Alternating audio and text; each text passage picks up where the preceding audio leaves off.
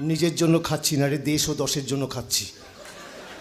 আবার 110? হ্যাঁ, ভাব একবার আমাদের মতন মাতালরা যদি মদ খাওয়া ছেড়ে দেয়, মদের দোকানগুলোর কি হবে?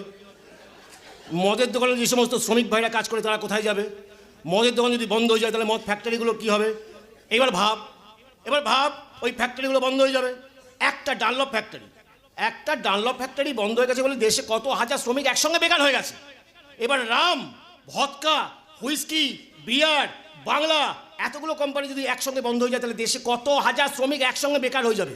তাই সেই সমস্ত শ্রমিক ভাইদের কথা মাথায় রেখেই আমি মদ খাই। একটা কথা মাথায় রাখবি, মাতালরা অরিজিনালি মাতাল নয়, মাতালরাই হলো অরিজিনাল সমাজসেবক।